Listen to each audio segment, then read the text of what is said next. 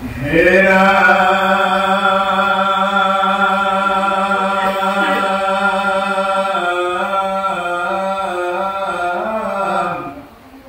কৰিলা পৰম তুতি নিকন্দু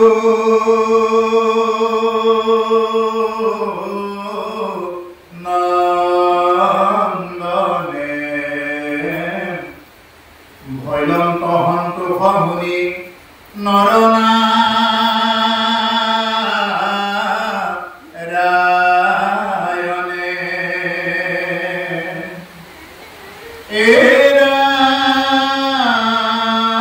মধুৰ বচন ছয়ে ৰিকিয়ে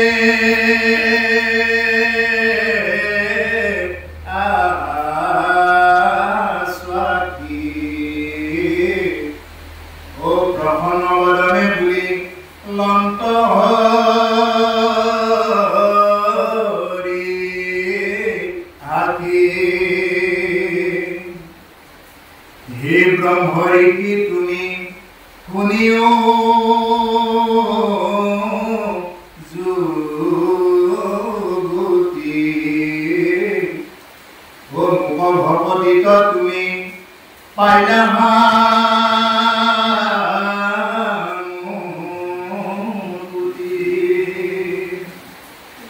মহাপুষ্ট ভৈলু দেখি ব্ৰত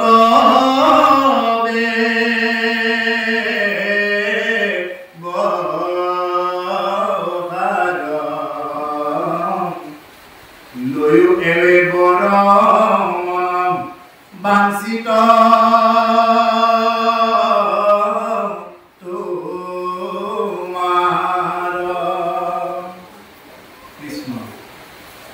আমাৰ উত্তৰ গান্ধীবাৰী আমাৰ এই কীৰ্তন ঘৰত উপস্থিত থকা মোৰ আজীৱন সহস্পতি বাপ বান্ধৱ আই মাতৃ সমস্ত জনতাই পুনৰবাৰ সেৱা কৰিব হৈছে।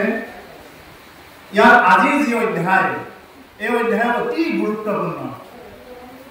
মহামুনি মাৰ্কণ্ডেয়ৰ কথা ইয়াত বৰ্ণনা কৰা হৈছে। ভাগৱতৰ দ্বাদশ স্কন্ধত ইয়াৰ আগত পৰীক্ষিত ব্ৰহ্মজ্ঞান দি থৈ গৈছে। পৰীক্ষিত ব্ৰহ্মজ্ঞান ইয়াৰ অকণমান আগত গৈছে যে ভাগৱত শুনি পৰীক্ষিতে কি জ্ঞান পালে এই সম্পৰ্কে দি থৈ গৈছে। খুব গুৰুত্বপূৰ্ণ আজিৰ এই অধ্যায় আৰু অতি জটিল অধ্যায়। কি কম আয়ুস লৈ আহিছিলে তাকে বোলে ইয়াতে তুতি মৃকন্দু নন্দন, অৰ্থাৎ তেওঁৰ দেউতাকৰ নাম আছিলে মৃকন্দু। মৃকন্দুৱে কি কৰিলে, তেতিয়া মাৰ্কণ্ডেয় মুনিক কি সাধু সন্তৰ সেৱাৰ কাৰণে মানে থাকিব দিলে, সাধু সন্তৰ সেৱা কৰিব দিলে। যিহেতু আয়ুসটো কম নিজৰ দেউতাকে জানে, কিন্তু আয়ুসটো যিহেতু কম সেইকাৰণে ক'লে যে মনতে ভাবিবলৈ চিন্তা কৰিলে যে থকা সেইদিন সাধু ভকতৰ সংগ লাভ কৰক। তেওঁলোকে যদি কিবা বদলাব পাৰে, ভকতেহে বদলাব পাৰে এইবিলাক, নহ'লে বেলেগ কোনো কৰিব নোৱাৰে। এই বুলি তেওঁ সাধু সন্তৰ সেৱাৰ কাৰণত লগাই থৈ দিলে। কাক? মাৰ্কণ্ডেয় মুনিক মানে সাধু সন্তৰ সেৱাৰ কাৰণে লগাই থৈ দিলে অতি সৰু কালৰ পৰা।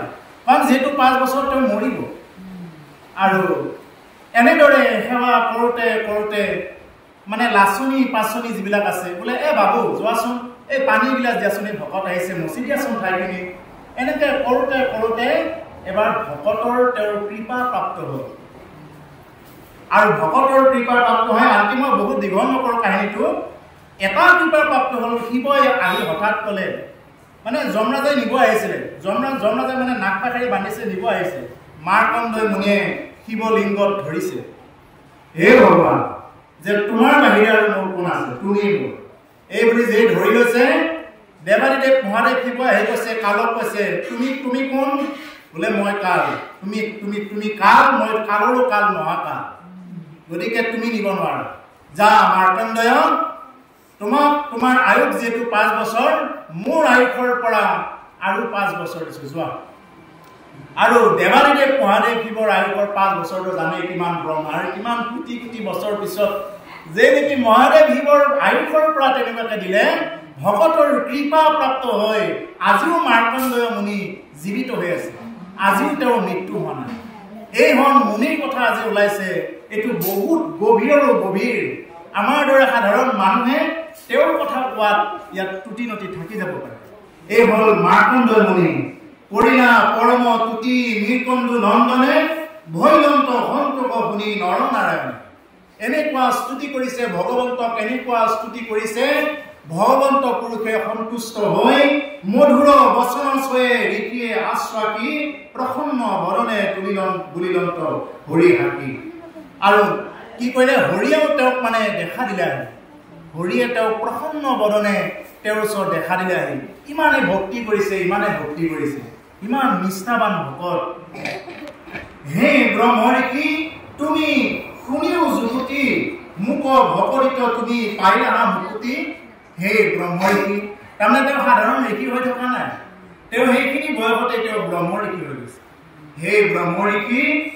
তুমি তোমাৰ ভকতিক দেখি মই অতি তুষ্ট হৈছো আৰু তুমি নিশ্চয় মুকুতি পালা এই বুলি মাৰ্কণ্ডেয় মুনিক ভগৱন্ত পুৰুষে আহি আশীৰ্বাদ দিলে মহাতুষ্টে ভৈলো দেখি ব্ৰত ব্যৱহাৰ লৈ বৰ এবে মন বাঞ্ছিত তোমাৰ গতিকে মই মহাতুষ্ট হৈছো তোমাৰ এই ব্ৰত দেখি ইমান সুন্দৰকৈ তুমি মোক ভজনা কৰিছা হে ঋষি যাৰ কাৰণে মই তোমাক বৰ দিব আহিছো লোৱা আজি তোমাৰ কি ইচ্ছা আছে তোমাৰ বাঞ্ছিত বৰ লোৱা এই বুলি ভগৱন্ত পুৰুষে মাৰ্কণ্ডেয় মুনিৰ আগত আহি মানে কৈছে এতিয়া মাৰ্কণ্ডেয়নো কি কয় এই কথাখিনি ওলাব এতিয়া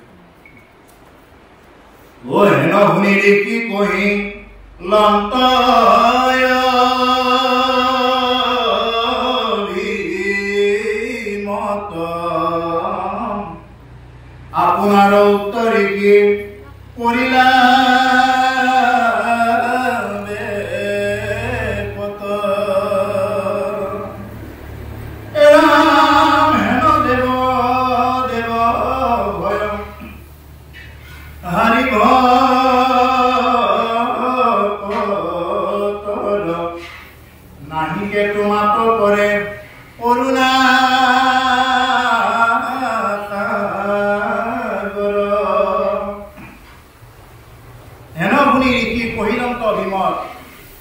যেতিয়া নেকি ভগৱন্ত পুৰুষে ক'লে হে ঋষি লোৱা তোমাক কি বৰ লাগে তেতিয়া এই কথাটোৰ উত্তৰ শুনি মানে উত্তৰটো দিছে হেন শুনি ঋষি কৈলন্ত অভিমত তেওঁৰ অভিমত কি আহিছে মোক আপোনাৰ উত্তৰ ঋষি কৰিলা বেপৰ তেওঁৰ যিটো নেকি মন্তব্য এইটো ব্যক্ত কৰিছে হেন দেৱ ভয়হাৰী ভকতৰ তুমি দেৱৰো দেৱ সকলো দেৱ তুমি ভকতৰ কি কৰা ভয় হৰণ কৰা নাহিকে তোমাকো কৰে কৰুণা সাগৰ তোমাৰ বাহিৰে আৰু কোনো কৰুণা সাগৰ নাই হে প্ৰভু এই বুলি স্তুতি কৰিছে এৰা মনে দেখিলে মাত্ৰ তজুপাদ পদ্ম যেহি হে প্ৰাণী পাৱৈ ব্ৰহ্মাৰো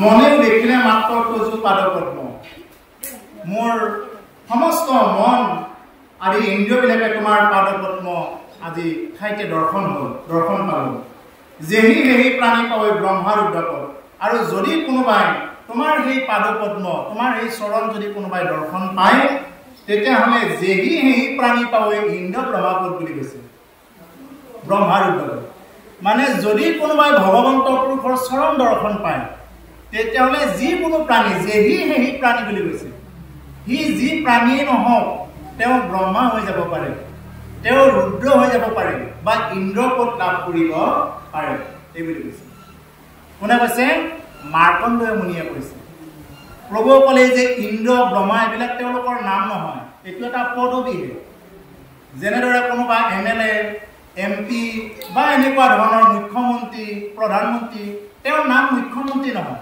তেওঁৰ নামটো বেলেগ আছে কিন্তু চকীখনৰ নামহে মুখ্যমন্ত্ৰী হয়নে বাৰু বা MLA তেওঁৰ নাম নহয়, তেওঁৰ নামটো বেলেগ, কিন্তু চকীখনৰ নাম MLA। ঠিক তেনেকুৱা যে এই ব্ৰহ্মা এটা পদবিহে হয়, ইন্দ্ৰ এটা পদবিহে হয়।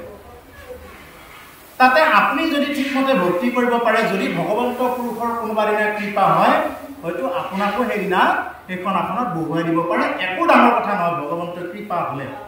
ভগৱন্তৰ কৃপা হলে নভবা কামো হৈ যায়, তাত অসাধ্য বুলি কোনো কথাই নাই।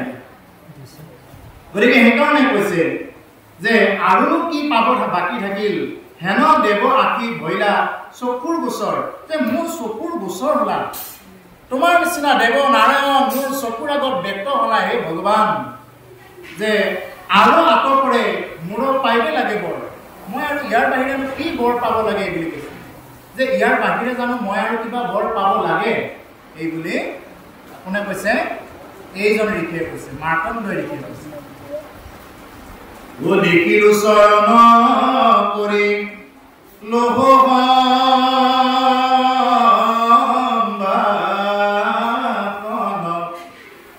প্ৰভু মূৰকে পুনৰ দেখি জিল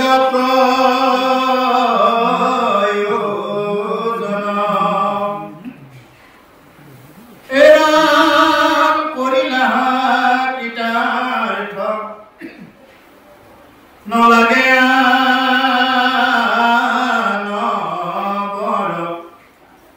পৰো কিন্তু স্বামী আমি এখনি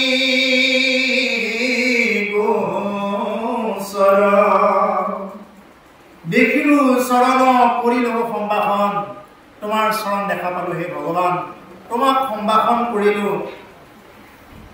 প্ৰভু মূৰত কোনো নিভিজিল প্ৰয়োজন, আৰু প্ৰভু মোৰ কিনো ভিজিব বাকী থাকিল, আৰু এনেকুৱা কি নিভিজিল মোৰ যে তোমাৰ পৰা আৰু মই কিবা বিচাৰিব লাগে। এতেকে প্ৰভুসকল ইয়াতে এটা সিদ্ধান্ত দিছে, যদি কোনোবাই ভগৱন্তৰ চৰণ যদি কোনোবাই দৰ্শন কৰিব পাৰে, তেতিয়াহ'লে তেওঁ আৰু বেলেগ একো পদ বিচাৰিব দৰকাৰ নাই।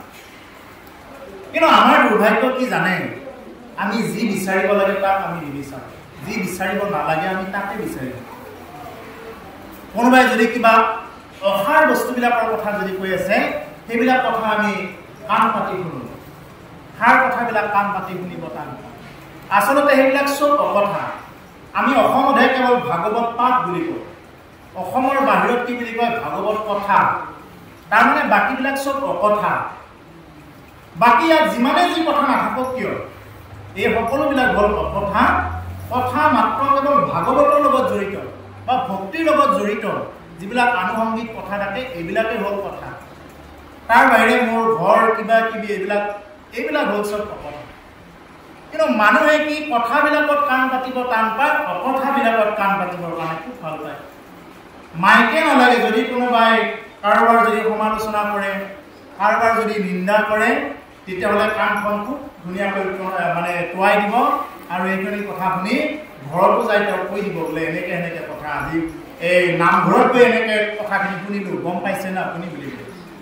কিন্তু ভাগৱতৰ কথা যদি আজি বোলে মাৰ্কণ্ডেয় মুনিৰ এইটো হ'ল ক'বনে কোনোবাই ঘৰত গৈ, বোলে তুমি যাবই নাপালা যে মাৰ্কণ্ডেয় মুনিৰ এনেকুৱা এনেকুৱা কথা এটা ক'বনে, সেইটো কথা ওলাই নপৰিব। গতিকে সেইকাৰণে প্ৰভুসকল ইয়াতে কৈছে যে ভগৱন্ত পুৰুষক আমি দৰ্শন পাবৰ কাৰণে বা তেওঁৰ শ্ৰীচৰণ যাতে দৰ্শন পাওঁ, সেইটো আমি সদায় চিন্তা ৰাখিব লাগিব যে হে প্ৰভু, হয় মই ইমান ভক্তি কৰিব পৰা নাই, হয়তো মই ইমান নাম জপ কৰিব পৰা নাই, বা তোমাৰ গুণ লীলা ইমান আমি অধ্যয়ন কৰিব পৰা নাই, বা সেইখিনি আমি হৈ উঠিব পৰা নাই, কিন্তু হে প্ৰভু, যাতে বাস্তৱত দৰ্শন নাপালেও যাতে এই জনমতে যাতে সপোনত হ'লেও তোমাৰ যাতে দৰ্শন পাওঁ, এইবুলি সদায় ভগৱানৰ ওচৰত প্ৰাৰ্থনা কৰিব। যে বাস্তৱত দৰ্শন নাপাব পাৰোঁ, মই তোমাৰ ইমান যোগ্যতা নহ'বও পাৰোঁ, হয় নহয়, যে ইমানখিনি সাধনাৰ উপকৃত মই হোৱা নাই, কিন্তু ভগৱান যাতে এই জনমতেই যাতে মই তোমাৰ স্বৰূপ, তোমাৰ যি ইমান সুন্দৰ যিটো স্বৰূপ, ভজন মাৰ্গত যি স্বৰূপৰ কথা বৰ্ণনা কৰে, এই স্বৰূপ যাতে মই সপোনত হ'লেও যাতে তোমাৰ এই স্বৰূপ দৰ্শন কৰিব পাৰোঁ, এইবুলি ভগৱানৰ ওচৰত সদায় প্ৰাৰ্থনা কৰিব লাগে। ভগৱন্ত পুৰুষে এদিন নহয় এদিন কৃপা কৰিব। এইখন আবেদন সদায় পেলাই ধৰিব লাগে। যেনেদৰে আজি কিছুমান দৰখাস্ত দিছোঁ নহয় কাৰোবাক, এইবিলাক দৰখাস্ত দিওঁতে এটা সময়ত পূৰণ হ'ব, ঠিক তেনেকুৱা আমি দৰখাস্ত যদি ভগৱানৰ ওচৰত এবাৰ দিলোহেঁতেন, আমাৰ এই জীৱনতেই পূৰণ হ'লহেঁতেন। কিন্তু আমি দৰখাস্ত দিব লাগে কোনখন? এইখন দৰখাস্ত আগত দিব লাগে। এইখন দৰখাস্ত দিলে কি কৰিব ভগৱানে? এইটো আমাৰ মানে এইটো গ্ৰহণ কৰিব। সেইকাৰণে যে আমাৰ যে নাম ঘোষাত যে ঘোষাবিলাক থাকে, হে প্ৰভু মই দুৰাচাৰ কেৱলে তোমাৰ অপৰাধী নাৰায়ণ, সদায় কৈ আছো প্ৰভু, মই সদায় এখন এপ্লিকেশ্যন দি আছো ভগৱান, মইতো অপৰাধী, তোমাৰ দৃষ্টিত মই একেবাৰে অপৰাধী, মোৰ একো নাই। আৰু নহ'লেও যোগ্যতাখিনি অনাই দিব লাগিব তুমিয়ে, নহ'লে কোনে দিব? আৰু এইটো মায়াটো তোমাৰে হয়। এতিয়া মায়াৰ কথা আহিব এতিয়া কথাখিনি, যে মায়ানো কাৰ? মায়ানো তোমাৰে হয়। মায়াটো কিবা আমাৰ নিজৰ ঘৰৰ পৰা অনা বস্তু নহয়। গতিকে মায়াৰো হ'ল অধিষ্ঠাতা তুমিয়ে। গতিকে সেইকাৰণে এই বুলি আমি ভগৱন্তৰ পুৰুষৰ ওচৰত সদায় আমি প্ৰাৰ্থনা কৰিব লাগে। পৰিণাহা কৃতাৰ্থ নলাগে আনো বৰ, কৰো কিন্তু স্বামী আমি এখানি গোচৰ। গতিকে হে প্ৰভু আমাক আৰু বেলেগ বৰ নালাগে বুলি মাৰ্কণ্ডেয় মুনিয়ে কৈছে, কিন্তু স্বামী আমি এখানি গোচৰ কৰো। মানে কি কৰো? যে আমি এটা গোচৰ কৰো আপোনাৰ ওচৰত, কিবা অকণমান ক'ব। ও যিটো বিষ্ণু মায়া জগ তকে কৰে, ও বিদ্যমানে তোমাক নিচিনয় নিৰন্তৰে,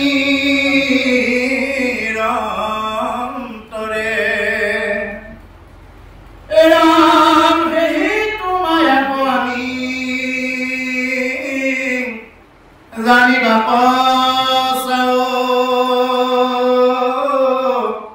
ও মায়া কৰে কিলে প্ৰভু হবে বড় পাওনা। যিটো বিষ্ণু মায়া জগতকে মোহ কৰে, তোমাৰ যিটো বিষ্ণু মায়া আছে হে ভগৱান, বিদ্যমানে তোমাক নিশ্চয় নিৰন্তৰে। বিদ্যমান ব্যক্তিসকলক অবিদ্যাবিলাকৰ কথাটো কোৱাই নাই। যিবিলাক অবিদ্যাত কেৱল মায়াতে ব্যস্ত হৈ আছে তেওঁলোকৰ কথা কোৱাই নাই। যিয়ে বিদ্যাৱন্ত, যিয়ে এইবিলাক কথা সদায় অধ্যয়ন কৰি থাকে, তেওঁ এই মায়াৰ পৰা মুক্ত হ'ব নোৱাৰে। গতিকে সেইকাৰণে কৈছে বিদ্যমানে তোমাক নিশ্চিন্তই নিৰন্তৰে, নিশ্চিন্তই নিৰন্তৰে। যে বিদ্যাৱান সকলেও কি নকৰে?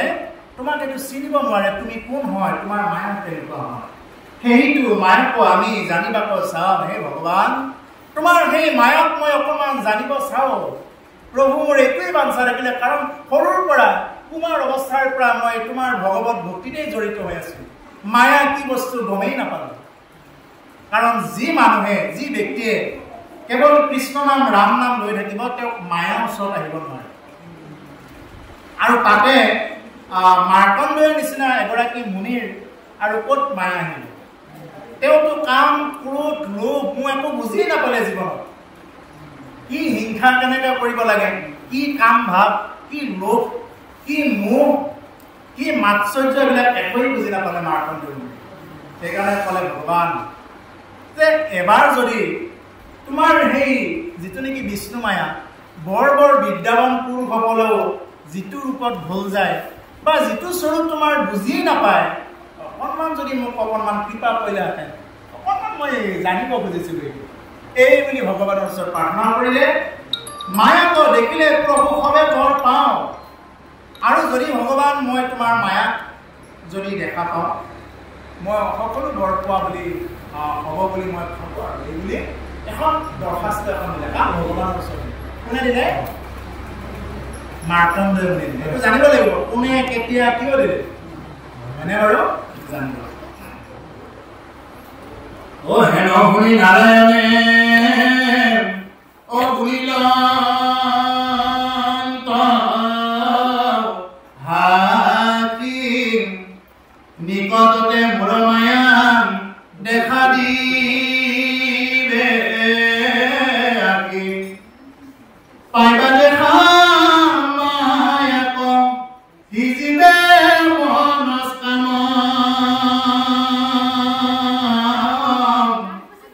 বৰ পায় মাৰ্কণ্ডেয়ে কৰিলা প্ৰণাম,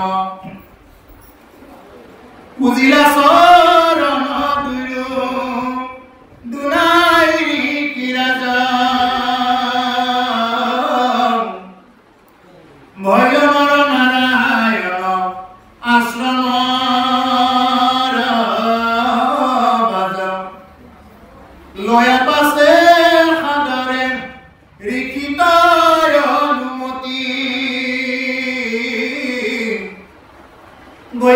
বদৰিকা আশ্ৰম প্ৰতি। এতিয়া ক'লে হেন শুনি নাৰায়ণে বুলিলন্ত হাঁহি। নাৰায়ণে মনে মনে অকণমান হাঁহিছে, বোলে বাকীয়ে মায়াৰ পৰা কৰিব খোজে আৰু এওঁ মায়া চাব খোজে। বাকী মানুহে কৰা প্ৰভু মায়াক নিৰ্জান বুলি আমি গাই আছো, কৰিও মায়াক নিৰ্জান বুলি আমি সদায় প্ৰাৰ্থনা কৰি আছো।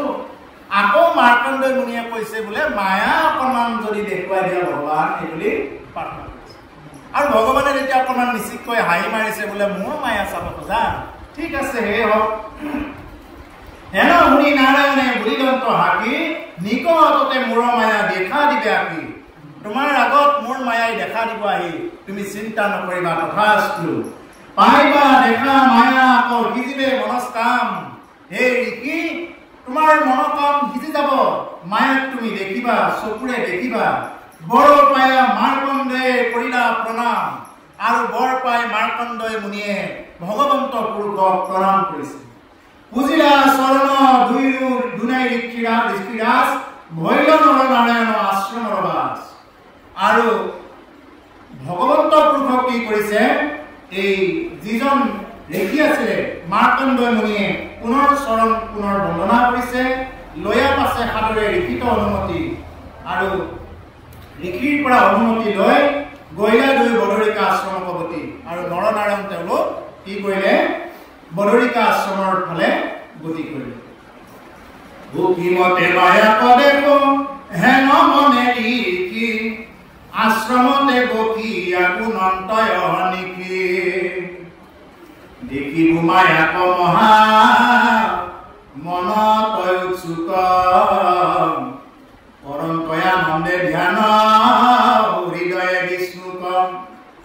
চন্দ্ৰ সূৰ্য জলয় অগ্নি পৃথিৱী আকাশ, আপোনাৰ মনে মূৰ্তি কৰন্ত প্ৰকাশ। অকল পিয়া দীপ ধূপ ও সদায় ঋষি ৰাজে পূজে মহাহৰি ৰূপ।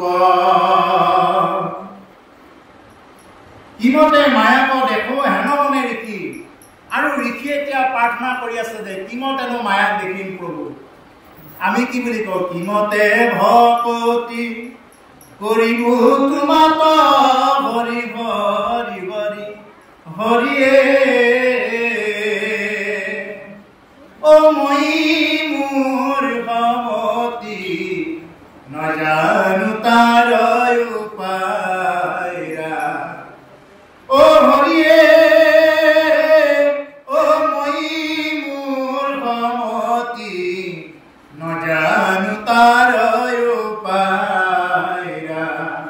আমি এনেদৰে প্ৰাৰ্থনা কৰো, হয়নে? বোলে কিমতে ভকতি কৰিম প্ৰভু, আমি মূঢ়মতি নাজানো তাৰ উপায়। আমিতো মূঢ়মতি প্ৰভু, একোৱেই নাজানো। তুমি লৈ যাব লাগিব ভকতি কৰাবৰ কাৰণে। মই কোন ভকতি কৰিবৰ কাৰণে? তুমি কৰাব লাগিব, তুমি লৈ যাব লাগিব। আজি যে আমি ইয়াত আহিছো, এই গাঁৱতে হয়তো বহুত মানুহ আছে আজি এই অনুষ্ঠানটোত আহিব পৰা নাই।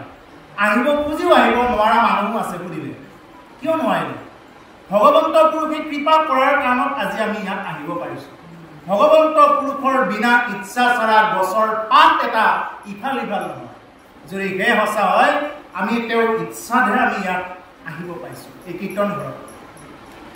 এতিয়া আমি তেনেকে প্ৰাৰ্থনা কৰো। এই ঋষিৰাজে প্ৰাৰ্থনা কৰিছে, কিমতে মায়াক দেখো হেন মনে ঋষি, কিমতে মায়াক দেখিম প্ৰভু। আশ্ৰমতে বকিয়া গুণন্ত অহৰ্নিশি। আৰু আশ্ৰমত বহিয়ে তেওঁ অহৰ্নিশি প্ৰতিটো সময়ত মায়াক আহ্বান জনাই আছে। মায়াক তোমাক এবাৰ দেখা পাব পৰা হ'লে কেতিয়ানো দেখা দিব? ভগৱন্ত পুৰুষে এইটো আশীৰ্বাদে দিলে। দেখিব মায়াক মহা মনত উৎসুক, অনন্ত আনন্দে ধ্যান হৃদয়ে বিষ্ণু। আৰু মায়াক দেখা পাবৰ কাৰণে মনত বহুত উৎসুক হৈ আছে তেওঁ। মায়াক যিহেতু তেওঁ দেখা পাব, সেইকাৰণে তেওঁৰ মনত প্ৰবল উৎসাহ এটা হৈ আছে, নবীন উৎসাহ যে তেওঁ মায়াক দৰ্শন কৰিব। অনন্ত আনন্দে ধ্যান হৃদয়ে বিষ্ণু। আৰু হৃদয়ৰ পৰা কি কৰিছে? বিষ্ণুক কেৱল ধ্যান কৰিছে। চন্দ্ৰ সূৰ্য জলয় অগ্নি পৃথিৱী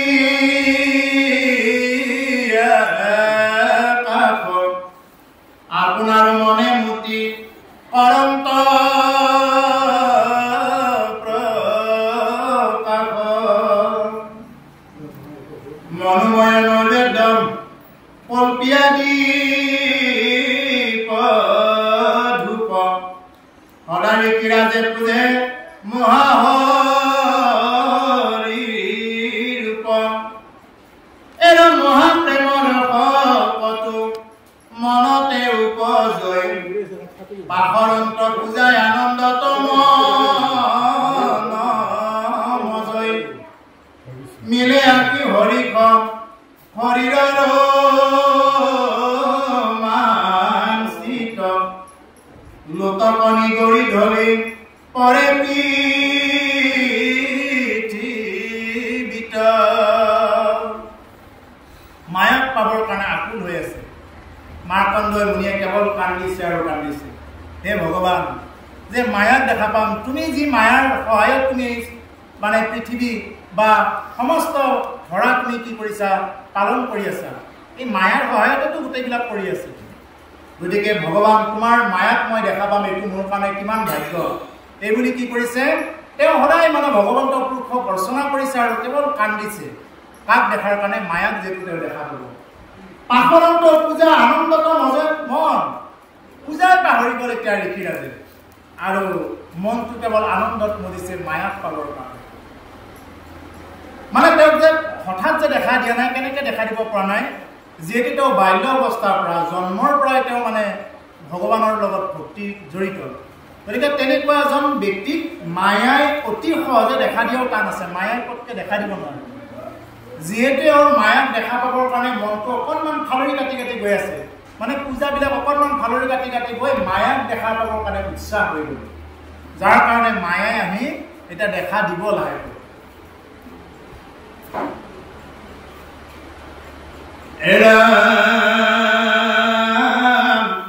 কৃষ্ণ কৃষ্ণ বুলি কত পৰন্ত ক্ৰন্দন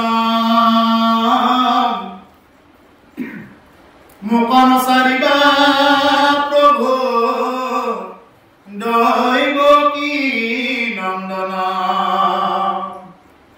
হৃদয়তে দেখি কত মূৰ্তিৰ প্ৰকাশ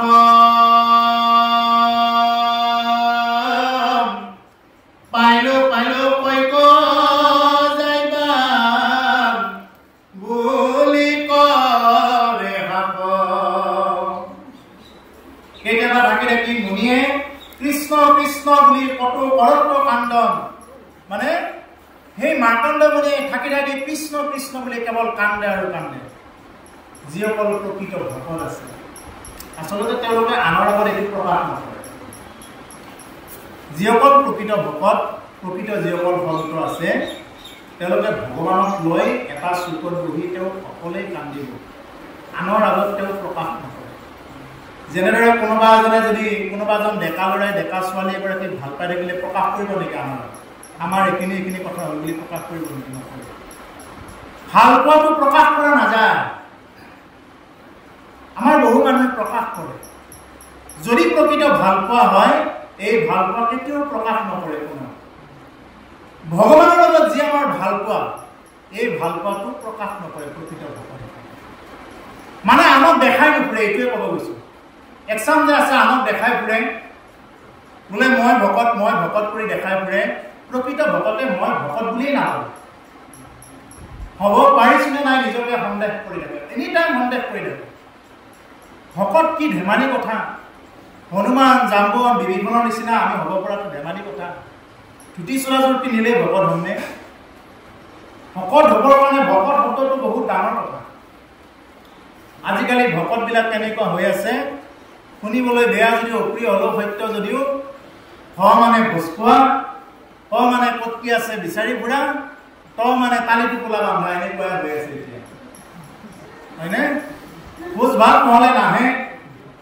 আৰু কাৰ ঘৰত কি দিব কোনখন শৰাইত কি দিছে আৰু ঘৰলৈ নহা নহ'লে টোপোলা বান্ধে আপোনালোকৰ ইয়াত নাই বেলেগ ফালে আছে পাওঁ আমাৰ ফালে আছে টোপোলা বান্ধি লৈ যোৱা এই চিষ্টেমৰ ভকত নহয় শব্দে ভৱ বিমোচন ভৱ সংসাৰখনৰ পৰা কেনেকৈ মোচন হ'ব পাৰে শব্দে কেৱল কৃষ্ণত ভগতি কেৱল কৃষ্ণতে ভগতি কৃষ্ণ নামত বিশ্বাস ৰাখিব লাগে শব্দে তৰণৰ উপায় শৰণ আমি তৰণৰ উপায়টো শৰণত ৰাখিব লাগে আপোনাৰ যেনেকুৱা ভাল লাগে, যিজন গুৰুক আপোনাৰ ভাল লাগে তেনেকুৱা এজন গুৰু জীৱনত ল'ব লাগে। গু মানে অন্ধকাৰ, ৰু মানে পোহৰ, যিয়ে আমাক অন্ধকাৰৰ পৰা পোহৰলৈ লৈ যাব পাৰে। কিন্তু এনেকুৱা নহয় মই আজিৰ পৰা গুৰু লৈছো, আজিৰ পৰা মই বেলেগ হৈ গলো, আজিৰ পৰা মই কাৰো লগত দেখা দেখি হ'ব নোৱাৰো, আৰু আজিৰ পৰা তুমি অমুক শ্ৰেণীৰ ভকত, মই তোমাক দেখা পালে কৃষ্ণ নিদিওঁ, আমাৰ ভকতক দেখা পালে কৃষ্ণ দিম, যদি এনেকুৱা মনত ভাৱ থাকে তেওঁৰ স্খলন হ'বই হ'ব। মই আগৰ পৰা কৈছো স্পষ্টবাদী, মই অকণমান ৰাখি নকওঁ, কোনোবাই ভালেই পাওক বেয়াই পাওক। যদি আমাৰ পন্থাৰে ভকত, আমাৰ পন্থাৰ ভকতজনকে মই আহাৰ দেখাৰ লগে লগে কৃষ্ণ বুলি কওঁ, এওঁ বেলেগ পন্থাৰ ভকত, তেওঁক কৃষ্ণ বুলি নকওঁ, এনেকুৱা যদি কুভাৱ মনত আহিছে, এইটোৱে গুণ প্ৰকাৰ নিচিনাকৈ তেওঁক খুলি খুলি কয়। ভকত ভকতেই হয়। কোনোবাই কোনোবা এটা পন্থা ভাল লাগিছে লৈছে, কোনোবাই কাৰোবাক ভাল লাগিছে লৈছে। আমাৰ আদৰ্শ চব এক কৃষ্ণ ৰাম, সকলোৱে ৰাম বুলি কৈছো, সকলোৱে কৃষ্ণ বুলি কৈছো, সকলোৱে এক গুৰু। আমাৰ গুৰু কোন? আমাৰ উপদেশী গুৰু যিমানে নাথাকক, আমাৰ গুৰু হল প্ৰধান গুৰু শংকৰ গুৰুজনা, সেইজন হল আমাৰ পৰম গুৰু। নাহি নাহি নাহি আমাৰ পৰম গুৰু, ইয়াৰ বাহিৰে আৰু বেলেগ গুৰু নাই নাই নাই বুলি কৈছে। পৰম গুৰু মানে, পৰম মানে সুপ্ৰিম ইংৰাজী, যেনেকুৱাকে হাইকোৰ্টৰ ওপৰত সুপ্ৰিম কোৰ্ট থাকে নহয়, সুপ্ৰিমৰ ওপৰত নাই। গতিকে ঠিক তেনেকুৱা আমাৰ পৰম গুৰু হল শংকৰ গুৰুজনা। সেইকাৰণে আমি বিভেদ আমি কোনেও যাতে কাকো নকৰো, কোনেও কাকো কৰিব নালাগে, নিজে নিজে চলিব লাগিব। মানে মায়া কি? ভগৱানৰ আজ্ঞাধীন। মহামায়া আদি কৰি যিমানবিলাক মায়া আছে ভগৱন্ত পুৰুষৰ আজ্ঞাৰ অধীন। ভগৱানে মায়াক আজ্ঞা কৰিছে, হে মায়া যোৱা, মই জন্মৰ আগতে তুমি যোৱা, গৈ তুমি কি কৰা, তুমি এইবিলাক দেখুৱাই দিয়া। তুমি এই মায়াৰ দ্বাৰা কি কৰা, গোটেই মানে কংসৰ পালি পহৰি সমস্তকে তুমি টোপনি যোৱাই থৈ দিয়া, চব টোপনি গৈ থাকিব। আৰু আমিও প্ৰভুসকল, আমি ভগৱন্ত পুৰুষৰ এই যি নেকি আজ্ঞাধীন মায়া, এই মায়াৰে অধীন হৈ আছো। মায়াত অধীন হৈ আছো কাৰণে আমি সঁচাটোকে মিছা বুলি ভাবো, মিছাটোকে সঁচা বুলি ভাবো। তাৰমানে এইটোৱে বুজা যায় যে ভগৱন্ত পুৰুষ জন্মৰ আগত মায়াৰ সৃষ্টি, নহয় জানো? সেইকাৰণে আমি অন্ধকাৰত থাকো। ভগৱান জন্মাৰ আগতে কি কৰি দিছে, মানে ভগৱান যেতিয়া দাপৰ যুগত কৃষ্ণৰূপে জন্মাৰ আগতে আকৌ তেওঁ পুনৰ মায়া আনি দিছে। কাৰণ মায়াৰ প্ৰভাৱত বান্ধিব লাগিব, নহলে দেখোন চব ভকত হৈ যাব। এটা পৰীক্ষা ল'ব লাগিব নহয়, যদি পৰীক্ষা নিদিয়াকৈ যদি চববিলাক যদি একেবাৰে পাছ কৰাই দিয়ে, স্কুলৰ মূল্য থাকিব কি? শিক্ষককেইটাই কি কৰি থাকিব, হয়নে? গতিকে এই মায়াত থাকিও যদি কোনোবাই ভগৱন্ত পুৰুষক প্ৰাৰ্থনা কৰিব পাৰে, গীতাত তাকে ৩য় স্কন্ধত কৈছে, পদুম ফুলৰ পাতটোৰ দৰে, পদুম ফুলৰ কলিটোৰ দৰে। পদুম ফুলৰ পাত পানীতেই জন্ম, বোকাতেই জন্ম, তাৰ গাত বোকা আৰু পানী লাগি নাথাকে। আমিও সংসাৰত মায়াৰ মাজতেই জন্ম। মায়া কি কি কৈছে? পুত্ৰ, পৰিবাৰ, ঘৰ, মাটি, টকা, এইবিলাক চব আমাৰ মায়াই থাকি আছে। এইবিলাক হ'ল চব মায়া। এইবিলাকৰ মাজতে আছো, তাৰ মাজত থাকিও যে আপোনালোকে ইয়াতে আহিব পাইছে, বা মই যে আহিব পাইছো, বাপসকলৰ দ্বাৰা যে আহিব পাইছো, আমি এটা এটা পদুম ফুলৰ কলিটোৰ দৰে বুলি ধৰি ল'ব। আমাৰ তাত কি মায়া নাই? আমাৰ কি ঘৰ সংসাৰ নাই? ঘৰ সংসাৰৰ মাজৰ পৰাও যে আমি আহিছো, মানে কি আমি একোটা পদুম ফুলৰ পাতটো বা কলিটোৰ দৰে। আমি মায়াত লাগি থকা নাই, বা মায়াই আজি আমাক ধৰি ৰাখিব পৰা নাই। আজি মায়াক কি কৰিছো? মোৰ ইচ্ছা মতে চলাইছো, এই মায়া নহব আৰু। কিন্তু ইয়াৰ পৰা অকণমান সেইফালে ওলাই গৈ চাওকচোন, কিমান মায়ে পাব। ইফালে এটাই আহি ক'ব বোলে ছাগলী কেইটা, ইফালে এটাই ক'ব গৰু কেইটা, হাঁহ কেইটা, সকলোবিলাক মনত পেলাই দিব এইবিলাক অকণমান ওলাই যোৱাৰ লগে লগে। কিন্তু এইখিনিতহে মানে মায়াই ইমান এটা গ্ৰাস কৰিব নোৱাৰে। গতিকে সেইকাৰণে প্ৰভুসকল, মায়াটো বৰ বেলেগ বস্তু। এই মায়াৰ পৰা মুক্ত হ'বৰ কাৰণে আমাৰ বেলেগ উপায় নাই, আমি ভগৱানকে প্ৰাৰ্থনা কৰিব লাগে। ভগৱান, তোমাৰে অধীন মায়া, তুমি যদি কৃপা নকৰা আমি নিজে নিজে এই মায়াৰ পৰা মুক্তি হ'বৰ কাৰণে আমাৰ একো সাধ্য নাই। মায়া আছে, মায়া থাকিব, কিন্তু মায়াৰ মাজৰ পৰা গতি পাবৰ কাৰণে আমি ভগৱন্তক ভজনা কৰিব লাগিব। এতিয়া কৈছে ঋষি এনেদৰে মানে প্ৰাৰ্থনা কৰি আছে, কেতিয়া মায়াক দেখা পাওঁ, কেতিয়া মায়াক দেখা পাওঁ, এনেকুৱা প্ৰাৰ্থনা কৰোঁতে কৰোঁতে মাৰ্কণ্ড মুনিৰ পূজা সেৱাই কিছুমান কি হৈ গৈছে, অলপ পিছ পৰি গৈছে। এৰাম চন্দ্ৰ সূৰ্য জলগ্নি পৃথিৱী আকাশ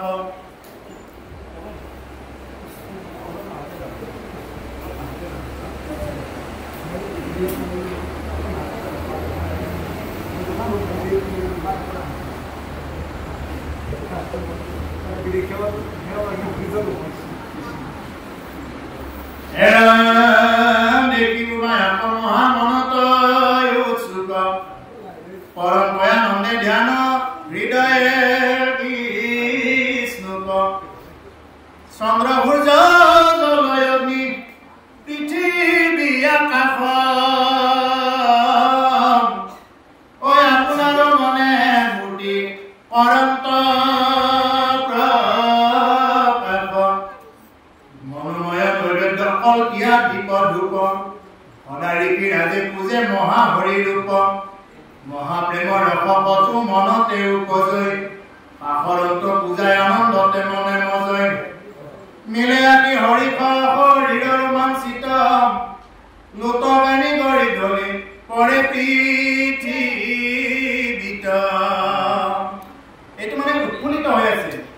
ঋষিৰ মানে এনেকুৱা চকুৰ পানী বৈ আহিছে যে পৃথিৱীত মানে পৰি গৈছে বাগৰি বাগৰি, মানে কেনেকুৱাকে মায়াক দেখা পাব লাগে।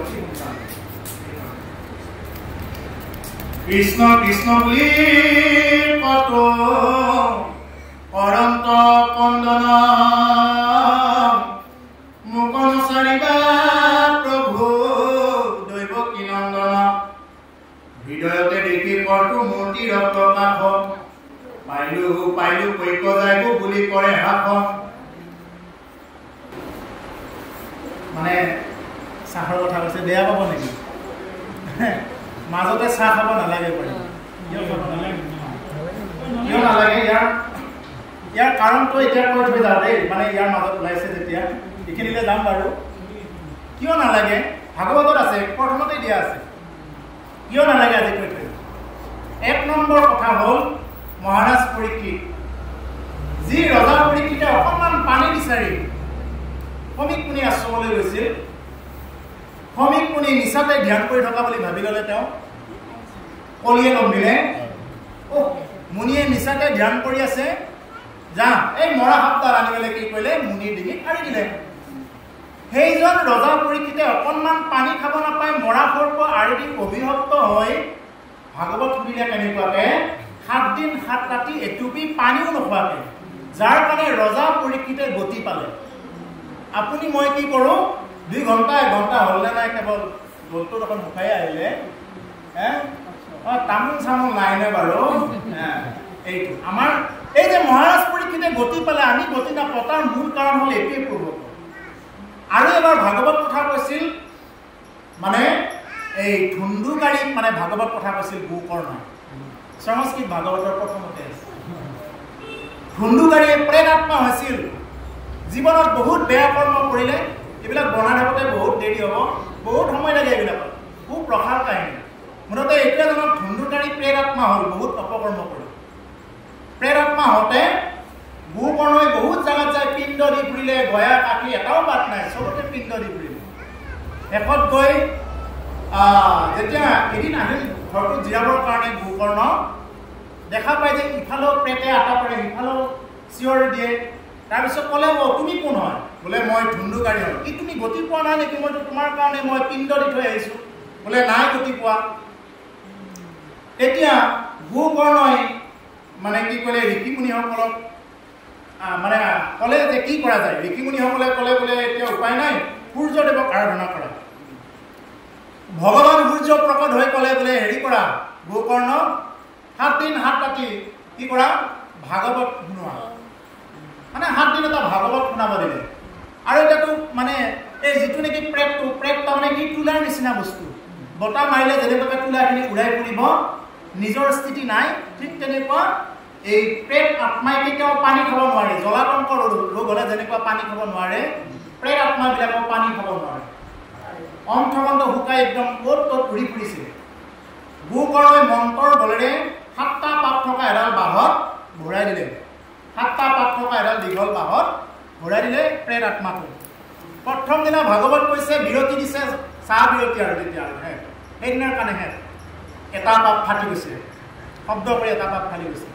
দ্বিতীয় দিনা কৈছে দুটা পাপ ফালি গৈছে, তৃতীয় দিনা কৈছে তিনিটা পাপ ফালি গৈছে, 7 দিন কৈছে 7টা পাপ ফালি গৈছে। লগে লগে গোকৰ্ণৰ আগত ধুন্দুকাৰীয়ে চতুৰ্ভুজ ৰূপত প্ৰকট হৈছে। সমস্ত ৰজা প্ৰজা সমস্ত আচৰিত, কি আচৰিত কথা! এটা প্ৰেত আত্মা ভাগৱত কথা শুনি মুকুতি পালে। গতিকে সেই প্ৰভু পালে। সেইকাৰণে ইয়াৰ মাজৰ পৰা মই এই দুটা উদাহৰণেৰে কৈছোঁ যে আমি পাৰিলে শব্দটো কৈছোঁ দেই, যদি কাৰোবাৰ অসুবিধা আছে এইটো বেলেগ কথা। পাৰিলে আমি এটুপি পানীও মানে এই হেৰিত খাব নালাগে, ভাগৱত শুনি থাকোঁতে খাব নালাগে। পঢ়াজনৰ গলটো শুকাব এইটো বেলেগ কথা, কিন্তু শুনি থকা কেইজনতো কথা কৈ নাথাকে। গতিকে সেইকাৰণে কি কৰিব লাগে, পাৰিলে পানীও খাব নালাগে। আৰু যদি ইচ্ছা যায়, যদি নাখালে নহয়, পানীটো খালেও কিন্তু চাহ কেতিয়াও আনিব নালাগে। এই বাকী মানে এই যে যিবিলাক নেকি বিস্কুট কিবা কিবি এইবিলাক আনিব নালাগে। গতিকে সেইকাৰণে ৰজা পৰীক্ষিতে গতি পোৱাৰ কাৰণটো হ'ল সেইটো। আৰু আমি 7 দিন নহয়, আমি 7টা জনম শুনিলেও যে গতি পোৱা নাই, বা যিটো হিচাপত যে ভাগৱতে কৃপা কৰিব লাগে যে কৰা নাই, কিয় কৰা নাই, তাৰ কাৰণবিলাক সৰু সৰু কাৰণবিলাক ল'ব পাৰোঁ। যেনেদৰে স্কুলত গ'লে আমি নখ চুলি ছুটি কৰি যাব লাগে, হয়নে? পৰিষ্কাৰ কাপোৰ পিন্ধি যাব লাগে, এইবিলাক স্কুলৰ নিয়ম, এইবিলাক প্ৰাথমিক নিয়ম। ঠিক তেনেকুৱাকৈ ভাগৱত শুনিলেও আমাৰ প্ৰাথমিক নিয়ম হ'ল এইখিনি। কৃষ্ণ এতিয়া আহিছোঁ এইফালে যে মাৰ্কণ্ডেয় মুনিয়ে প্ৰাৰ্থনা কৰিছে, হে প্ৰভু দৈৱকী নন্দন, কৃষ্ণ কৃষ্ণ বুলি কতো কৰন্ত কন্দন, কৃষ্ণ কৃষ্ণ বুলি কেৱল কান্দিছে আৰু কান্দিছে। হৃদয়তে দেখি কতো মূৰ্তিৰ প্ৰকাশ, হৃদয়তে তেওঁ কেৱল কৃষ্ণ মূৰ্তি দেখি আছে। পাইলো পাইলো বুলি কৈ যায় বা বুলি কৰে হাত, কেতিয়াবা হাঁহে কেতিয়াবা কান্দে, এনেকুৱা এটা অৱস্থা। প্ৰকৃত ভকতসকল যিসকল প্ৰকৃত সাধু সংত আছে, হঠাৎ হাঁহি দিব, হঠাৎ কান্দি দিব, এইটো হ'ল তেওঁলোকৰ এটা অৱস্থা। আৰু যাৰ ভক্তি নাই সেইজন মানুহে চাই থাকিব, এনো পগলা নে কি বুলি কয়। আচলতে তেওঁ পগলা কিহত? ভক্তিত পগলা, পাগল বুলি কয়। কিছুমানে নাম ধৰি থাকোঁতে নাচি দিব, কেনেকৈ কঁকাল ভাঙি নাচি পাব, এই যে গুণমালাৰ সময়ত নাচি পাব, ক'বই নোৱাৰে কেনেকৈ নাচি আছে। হঠাৎ নাচি পাব তেওঁ উঠি আহি। তেওঁ যিটো মানুহে মানে কঁকালৰ বিহত কঁকালটোৱে লৰাব নোৱাৰে, সেইটো মানুহে আহি নাচি পাব সেইখিনি সময়। আকৌ কোনোবা এজন খুব মায়াত কৰি থকা এজন মানুহে ক'ব, চাইছোঁ বাৰু তেওঁ চেওটো চাওক, এনেকৈ ক'ব। কিন্তু তেওঁ কি কৰিছে? ভক্তিত নাচিছে। এইটো হ'ল ভক্তি কৰা সকলৰ এটা প্ৰকাশ, বাহ্যিক প্ৰকাশ।